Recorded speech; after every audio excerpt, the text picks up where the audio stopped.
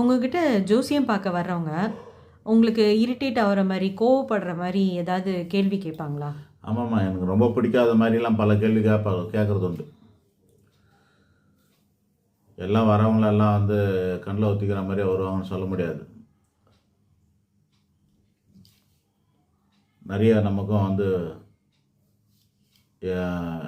பிடிக்காத மாதிரிலாம் கூட சில கேள்விகள்லாம் கேட்பாங்க. முதல்ல என்னென்னா, காசு விஷயத்தில் கொஞ்சம் பிரச்சனை ஆகிறது உண்டு. இப்போ நம்மளை பற்றி என் பேரை போட்டிங்கன்னா, இன்டர்நெட்டில் என் பேர் போட்டிங்கன்னா, சென்னையில் இருக்க டாப் ஜோசியர் லிஸ்ட்லலாம் வந்திருப்பேன். யூடியூப் ஃபேமஸாக இருக்கிறேன். ஆனால் ரொம்ப கம்மியான பணம் வாங்குறது நான் தான். ரொம்ப கம்மியான பணம். ஒரு ஏழை கூட என்னை பார்க்காம போயிடக்கூடாதுன்னு சித்தர்கள் சொல்கிறதுனால, எல்லாரும் நம்ம பார்க்கணுங்கிறதுனால ரொம்ப கம்மியான பணம் வாங்குகிறோம். இந்த அளவுக்கு இருக்குது. அப்படியாப்பட்ட நம்மகிட்டயே வந்து என்ன பண்ணுறாங்கன்னா, ரேட்டு கம்மி பண்ண சொல்லுவாங்க, ஆஃபர் கேட்பாங்க.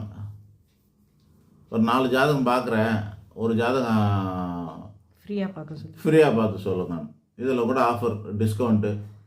இதை வந்து ஜோசியத்தாகவே மதிக்கலை. முதல்ல தட்டில் நிறைய, முன்னாடிலாம் என்ன எப்படி இருக்குன்னா, தட்டு நிறைய வெத்தலை பாக்கு பூப்பாடெல்லாம் தந்து வச்சு, ஜாதகத்தை வச்சு அவங்களால ஏன்ற காணிக்க வைப்பாங்க. காணிக்கே கிடையாது இப்போலாம், நேராக ஃபீஸ் தான். அது இந்த மாதிரி எடுத்தாந்து கொடுக்குறாங்க.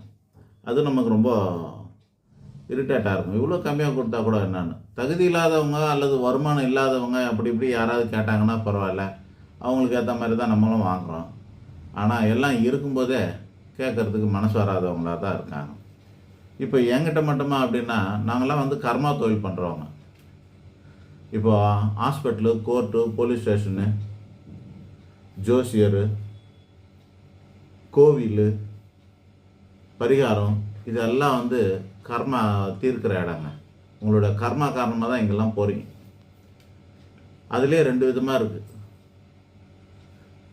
மருத்துவமனை, காவல் நிலையம், நீதிமன்றத்துலாம் ஒரு குட் ஃபீலே இருக்காது அங்கெல்லாம் போகிறதுக்கு. நான்லாம் 25 வருஷம் ஆகுது சபதம் எடுத்துக்கிட்டு இந்த 3 இடத்துக்கு போக மாட்டேன்னு சொல்லி இருக்கிறோம். அப்படியே போகிறதா இருந்தால் யாருன்னா, என் குடும்பத்தில் இருக்கிறவங்கள தவிர வேறு ஒருத்தருக்குமே நம்ம இந்த இடத்துக்கெல்லாம் போகிறது இல்லைன்ற அளவுக்கு சபதத்தில் இருக்கிறோம்.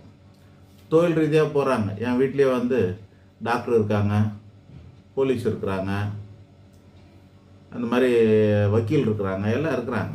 என் வீட்டிலே இருக்காங்க.